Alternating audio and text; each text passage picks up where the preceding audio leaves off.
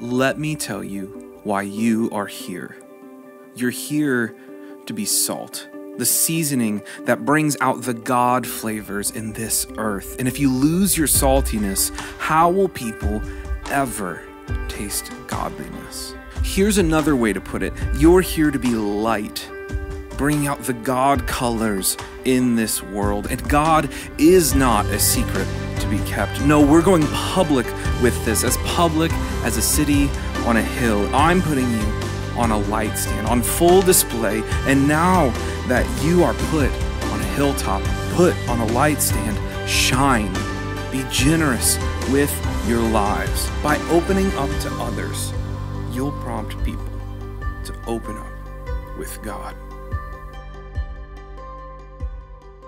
Last week, I took our 3-year-old son to his very first Major League Baseball game. Guess who we went to go see? You're wrong. The St. Louis Cardinals. They were playing in Milwaukee, so I decided to take Davion up, let him see a winner play. And as you might expect, if you've ever taken a 3-year-old to a baseball game, he was mildly interested in the game. He was very interested in the food. And so we got a grand total of about 2.5 innings sitting in the seats watching the games. But if you've ever been to the park in Milwaukee, you might know that they have some play areas for the kids.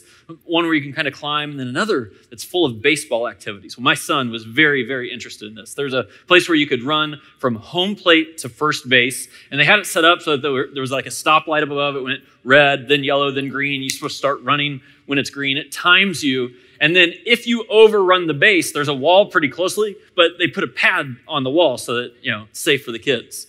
So Davion did this for the first time. He ran to the base. He overran it a little bit, bounced off the wall, no big deal. He's like, Dad, can I do it again? I'm like, of course you can do it again. Red, yellow, green. And here's what I see. He takes off as fast as he can, and he decides he's not even trying to stop at the base. That pad on the wall was his fun. He's like, we're doing this. And he over and over again did that. And then we went over to a place where you could hit balls off a tee. You could have the kids do that. You could try to throw a ball, have them throw their balls and throw them through certain holes. It was really cool. But when we were in line once, when Davion was waiting to hit the ball off the tee, in front of us, there was a dad with his son who was kind of helping out and doing the same thing. And he was trying to encourage his son at first, said, hey, go for it. And his son swung and missed a couple times. And you could see the dad get a little bit frustrated. And then he swung and he hit the tee rather than the ball. And the dad kind of erupted on his son. And if you've ever been in a situation like this, you're like, oh, whoa. That is an overreaction. Of course, it makes it uncomfortable for everybody who's around. And I just want to say this. When we experience an overreaction, we think, wow, they're salty. They're salty. And you've experienced this. It didn't have to be at a baseball game. Maybe you've been in a grocery store. You see a parent who's over-disciplining a child. And when you see them over-discipline a child, if you stop and think about it, you're like, I wonder why they're over-disciplining the child. It must be that the parent is embarrassed by something the child is doing, which is usually acting like a child.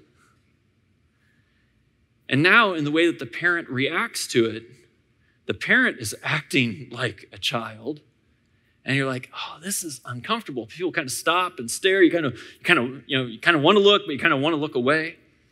It happens in other settings. If you've ever been at work where it was just one of those tense days at the office, and the reason it was tense was because early in the morning, someone blew up.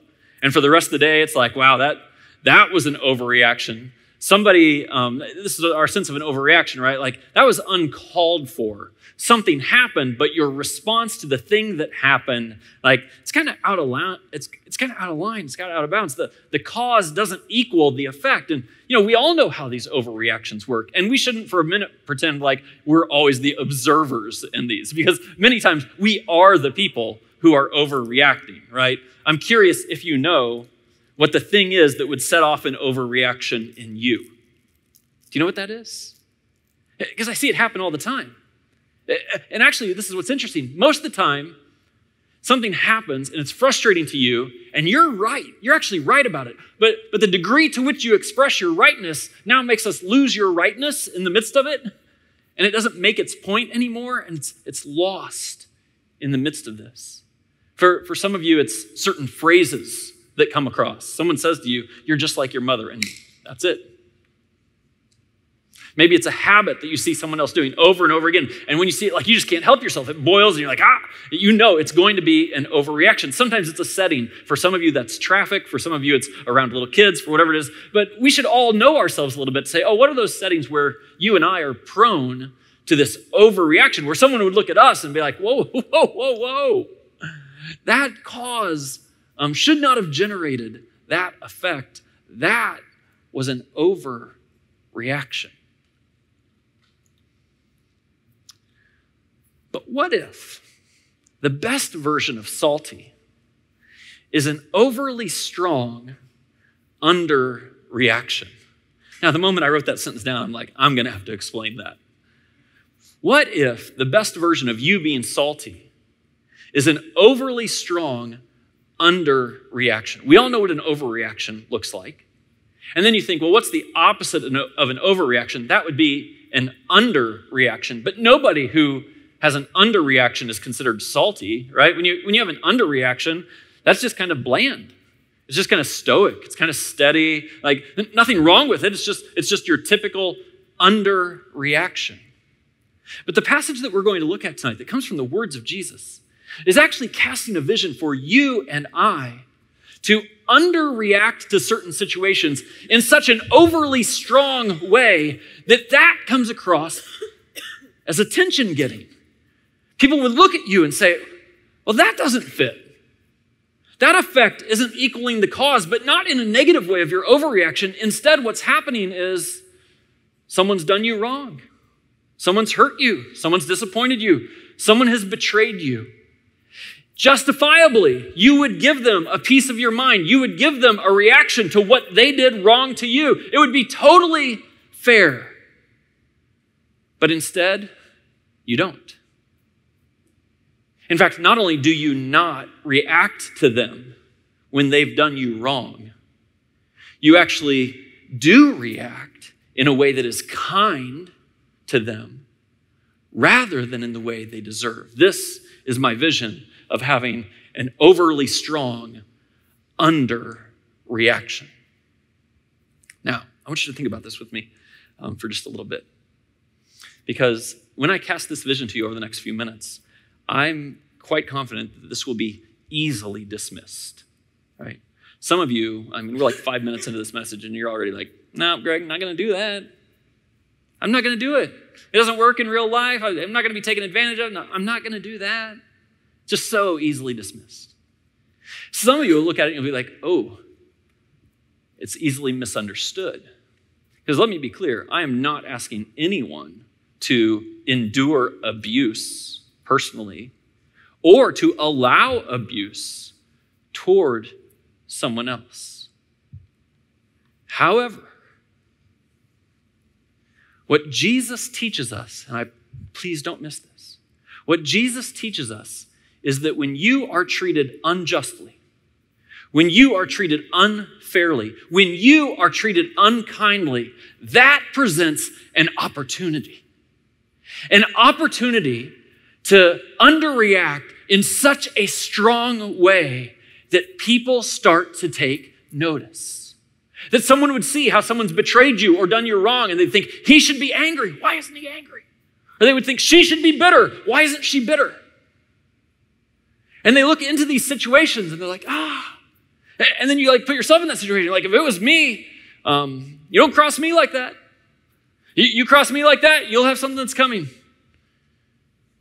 But what if the vision Jesus casts for this over-under reaction is actually what changes the world?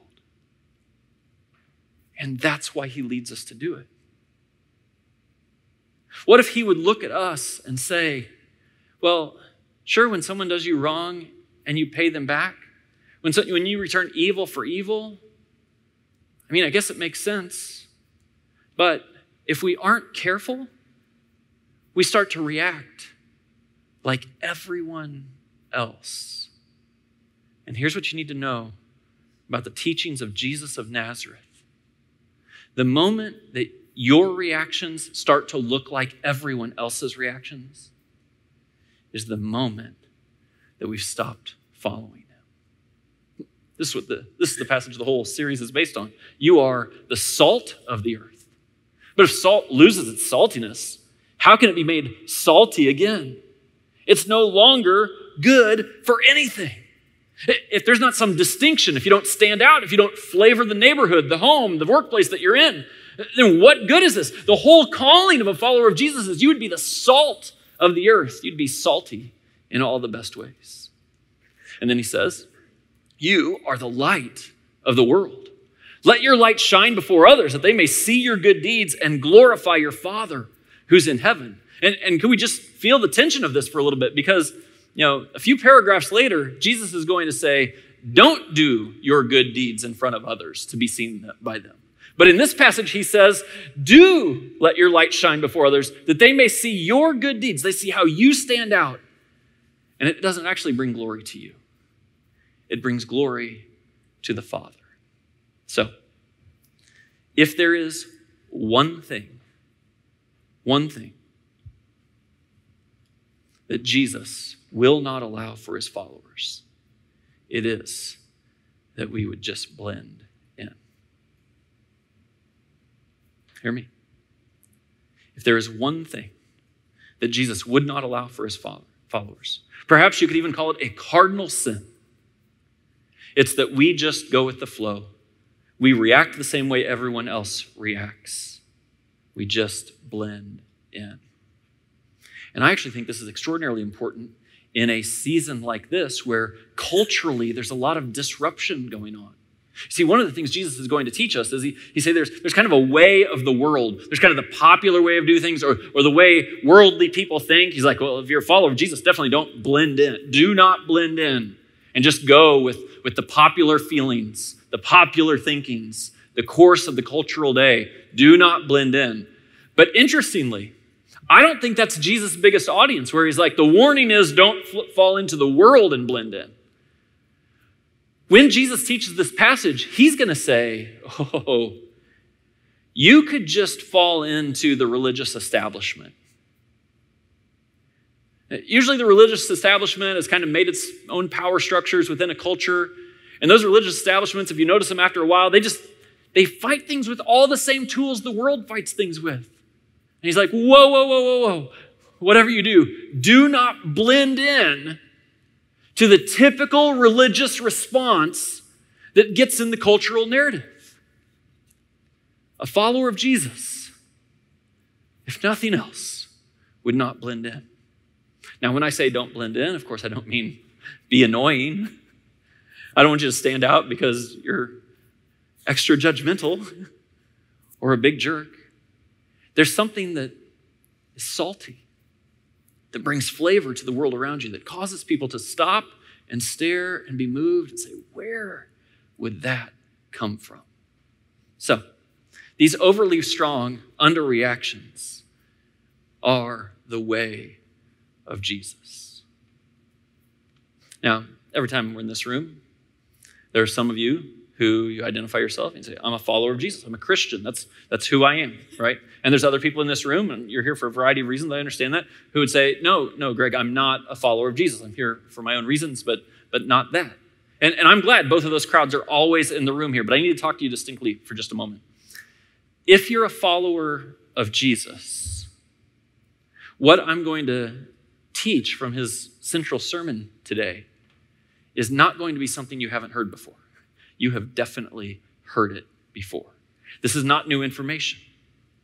But it is possible that though you have heard this before, it isn't the pattern of your life. It's possible that when you're frustrated or someone's done you wrong or treated you unkindly, that you respond to them in the way that everybody else responds to them, and you feel justified doing so.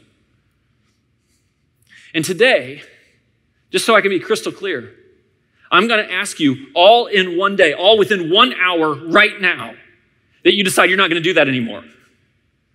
That instead you're a follower of Jesus and you will respond in alignment with the way that he teaches us to respond.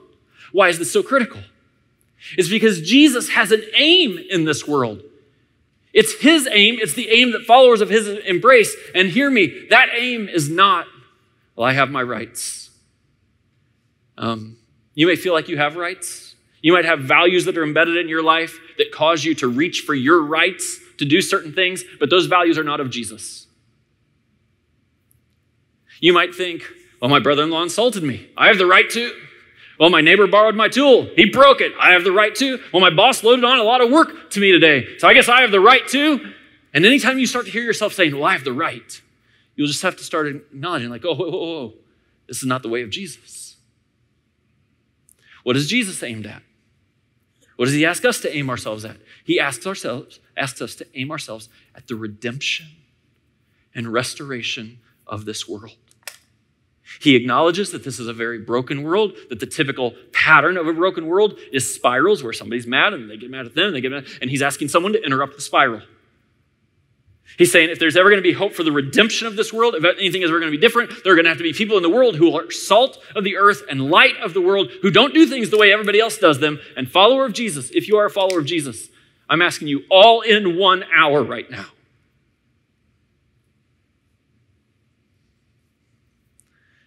To be a person has such an aggressively under reaction that it makes a mark on the people who see you.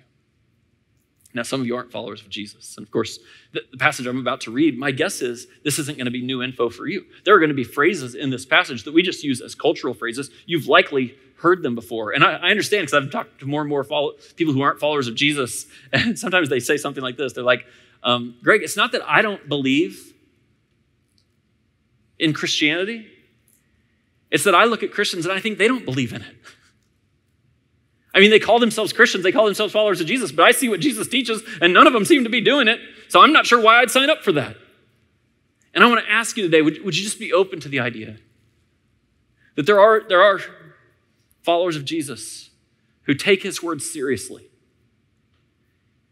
and are about the redemption of this world? So here's how the passage begins. You've heard that it was said, eye for an eye and tooth for a tooth. Now, this is a phrase that Jesus uses repeatedly through what we call the Sermon on the Mount. He says, you've heard what it was said. And then oftentimes he will reference a religious teaching. He might even quote an actual section from the Bible, which is exactly what he's doing here.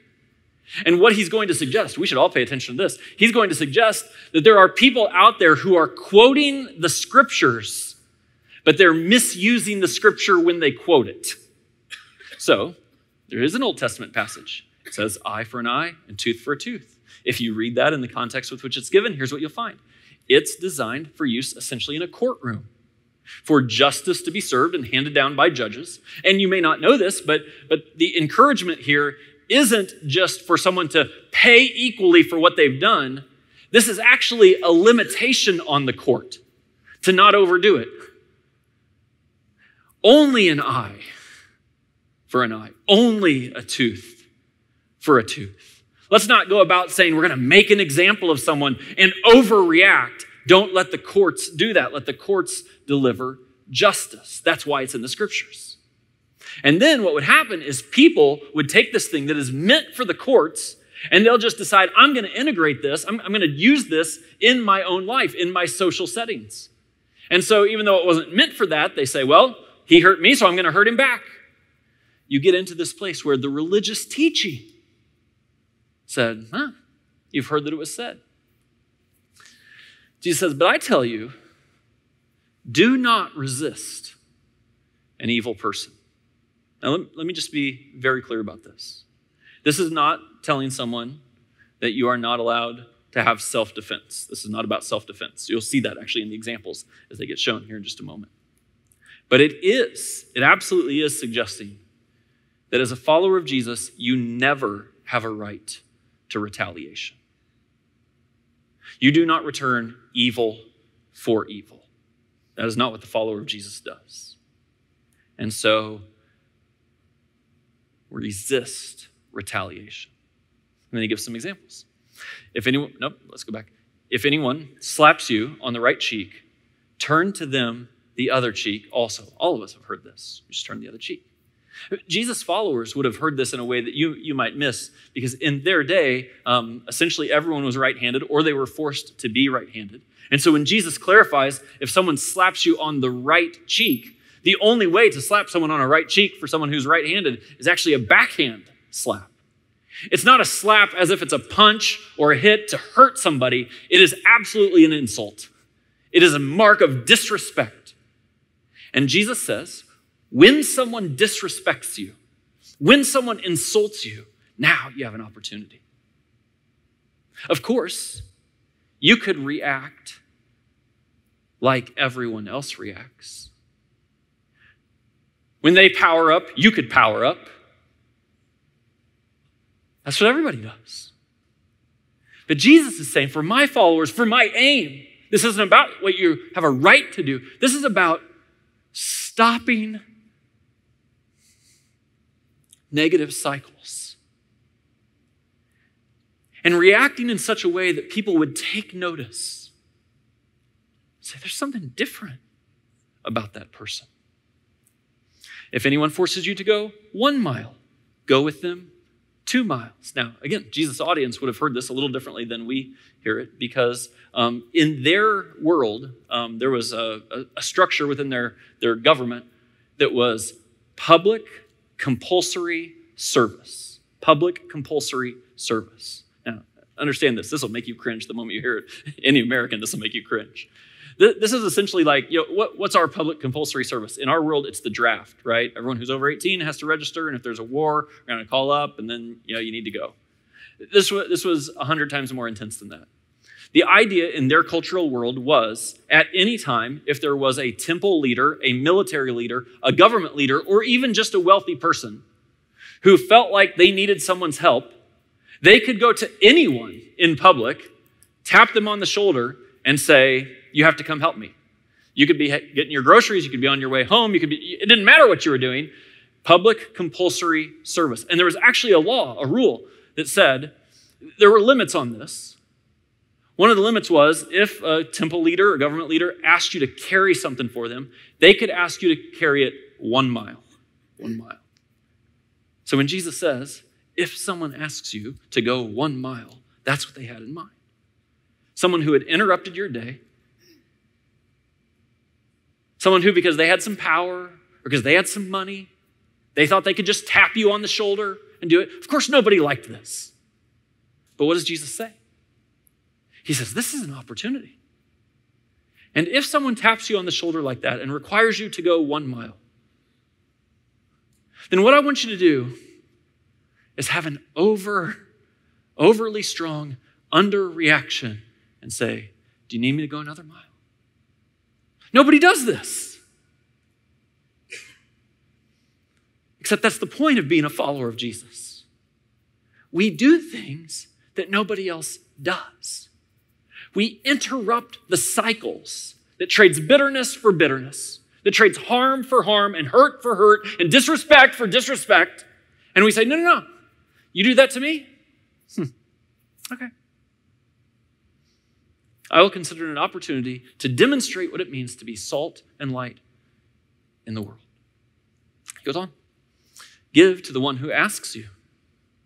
Any beggars who are around, anyone who asks you, you give to them. And don't turn away from the one who wants to borrow from you. I mean, right here, Jesus has tripped some of your triggers. Earlier when I said, are there some things that just frustrate you? This is actually one of the things that frustrates you. And Jesus says, how about you have an overly strong underreaction to the thing where you feel like, man, people always want something from me. They're always taking something from me. They're going to borrow it. I don't even know if they're going to pay it back. Follower of Jesus? Why don't you just give to him? Why don't you just let him borrow that? Is this making anybody uncomfortable yet? I mean, I can't imagine that in this room, there's not some of you reacting. What I imagine are the exact same ways that people would have reacted to Jesus. At this stage in his little talk, they got to be like, hey, Jesus, how about you go back to telling some of those stories we like? Hey, Jesus, a miracle? Maybe we could interrupt this hard teaching with a miracle. Like, you don't really expect us to have someone treat us unjustly, unfairly, unkindly, and think that's an opportunity, do you? So Jesus says, well, you've heard that it was said, love your neighbor and hate your enemy. Now, that is not in the Old Testament scriptures, but it was being taught in religious settings. And you can imagine sometimes religious leaders do this. They take something that the scriptures say, and then they kind of figure, yeah, but it's probably justifiable. I mean, if you look at the world the way it is, it's probably justifiable, and then they kind of give the okay. Sometimes religious leaders like me give people clearance to do things that aren't actually godly. And that's what was happening. So he says, you've heard that it was said. I mean, this is how the world works, right? Love your neighbor and hate your enemy. But I tell you, love your enemies. Love your enemies. I tell you, take the person who's wronged you the most. Take the person who treated you unfairly. Take the person who took advantage of you in that business deal. Take that person. And don't just walk away from them. Don't just ignore them. Certainly don't retaliate to them. But love your enemies. And pray for those who persecute you. Now, we're having a pretty candid, honest conversation here already. Let's just go a little bit further. I think when most people hear pray for those who persecute you, it can start to feel like Jesus has gone off the deep end. And one of the reasons it might feel like Jesus has gone off the deep end is because you and I sit here and we're like, I don't even pray for the people I like. Right?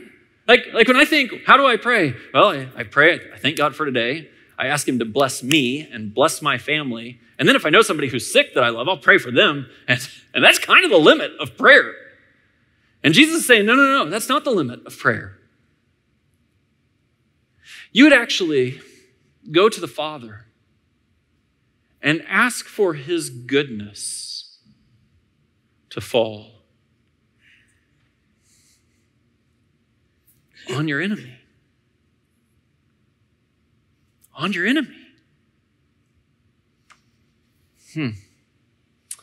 Because then you may be children of your Father in heaven.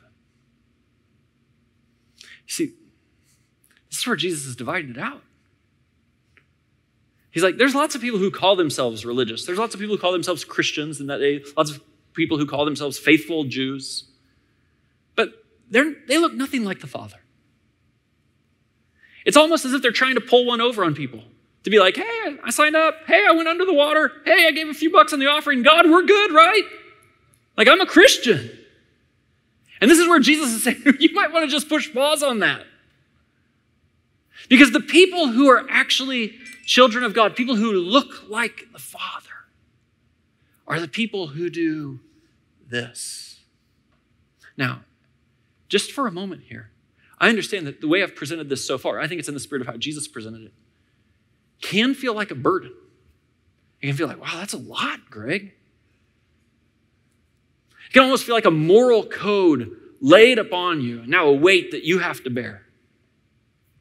But what Jesus is doing here when he reminds us that this makes us children of the Father is he's reminding us how the Father reacted to us. What does the book of Romans say? It says, while we were still sinners, God retaliated at us? No. While we were still sinners, God said, fine, I guess I'm not going to react. No. While we were still sinners, Christ died for us. So what is Jesus asking me to do? He's only asking me to live a life that responds to the life that he gave to me when I was in the same situation. And then he tells us something about the nature of God. He says, God causes the sun to rise on the evil and the good. God doesn't create a distinction between the two. And he sends rain on the righteous and the unrighteous. And then he asks this question. If you love those who love you, what reward will you get? And that's a great question.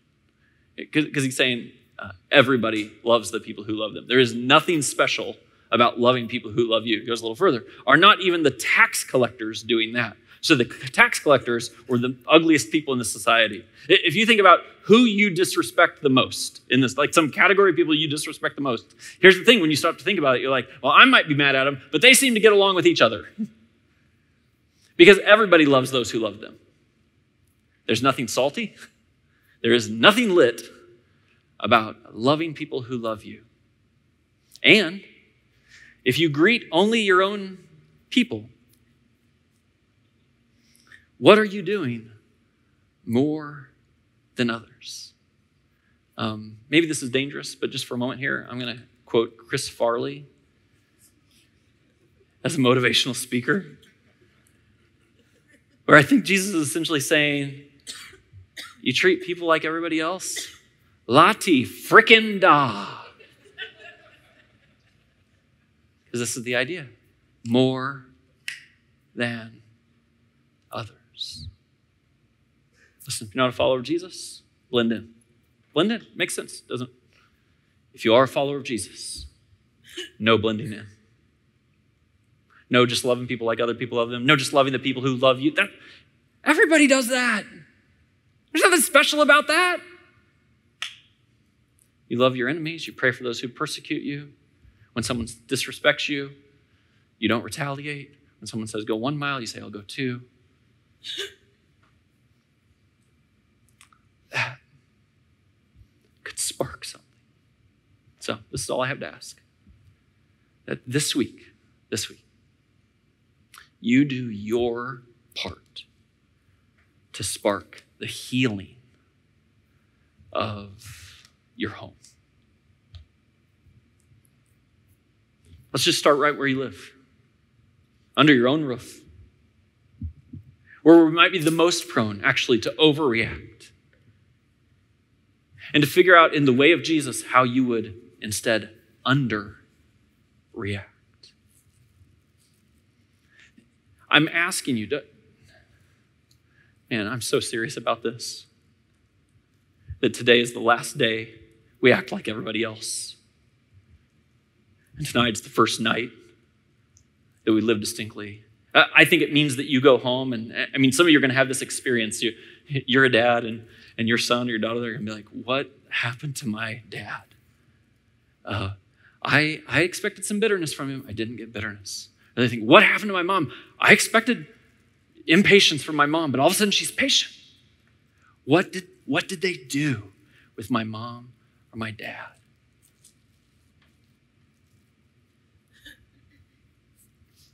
But maybe it's not just the home. See, this teaching of Jesus, it sparks healing toward redemption. And maybe just for you, like maybe you just need to say, that's in my marriage. Maybe you're in a marriage where you feel disrespected. You feel like someone's treating you unkindly. And over time, you just decide, well, I'll just give it back to him. I'll just give it back to him. Or maybe at your very best, you decided, you know what, I'm just not going to react. But what if, when someone treats you, when your own spouse treats you unkindly, you respond with love and grace and encouragement and kindness? You might say to me, Greg, that's not going to work. I tried it once. It's not going to work. It may not work. There's no guarantees that it works. Here's what I know won't work. If someone doesn't interrupt the cycle, if someone just says, well, if I'm disrespected, then I'm going to disrespect. If I'm hurt, then I'm going to hurt. That is a death sentence for the relationship. Maybe you do your part to spark the healing in your workplace. We can go through this list. Could be the workplace. Could be your school. Could be your neighborhood. Could be a team that you're on. Maybe even your country. What if the followers of Jesus in our country these days, when things are such angst, were the very people who chose not to defend our rights and retaliate, but overly responded in an underreaction sort of way? Maybe it can spark the healing in your extended family. Maybe it can spark the healing in your online presence. But let me just land back on our home and ask those of you who are followers of Jesus to underreact in an overly powerful way. I hope that this has been a meaningful experience for you, even online. And I want you to know that every time that we get together, both online and in person, we include a time of communion. This is a moment for people who follow Jesus to look back on life and remember with gratitude all the amazing things that God has done, our need for God right now, and to look forward with hope, knowing that God is with us every step of the way. So now is the time to get some food and drink to represent Jesus' body and his blood that was broken and poured out for each and every one of us. And during that time, we're going to reflect together. If you don't follow Jesus, that's totally okay. I'm glad that you're checking out this video. Go ahead and use this time to reflect on what you've heard so far. And with that, let's focus on the love of Jesus together.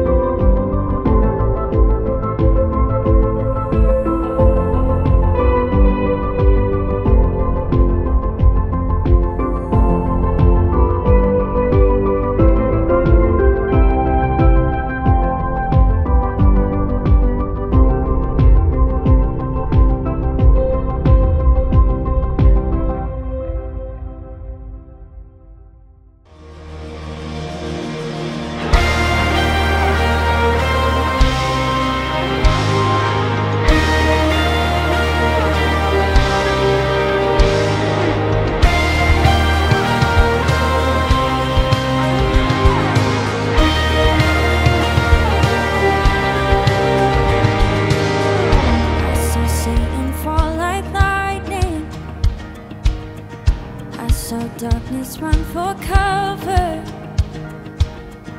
but the miracle that I just can't get over, my name is registered in heaven. I believe in signs and wonders, I have resurrection power. Still the miracle that I just can't get over, my name is registered in heaven. Oh, my praise belongs to you forever. This is my testimony from death to life, 'cause grace rewrote my story. I'll testify by Jesus Christ the righteous. I'll testify. This is my testimony. This is my testimony.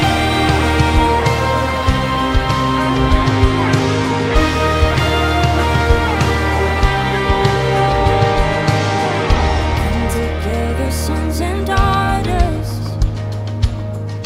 bought with blood and washed in water.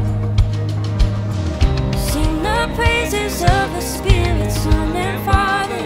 Our God will finish what He started.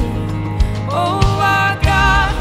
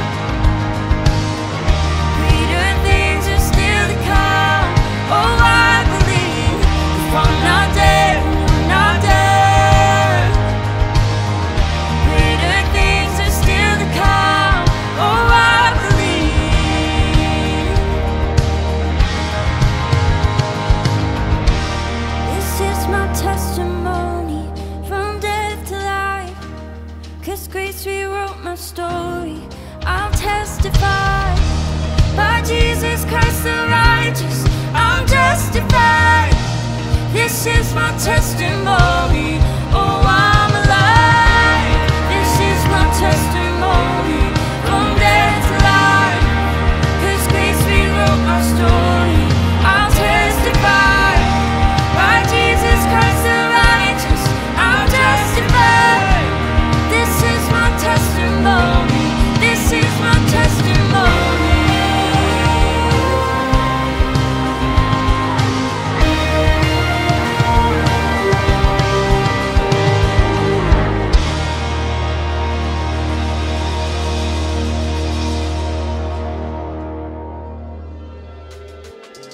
Before you turn off this video, go ahead and hit the like, subscribe, and share button.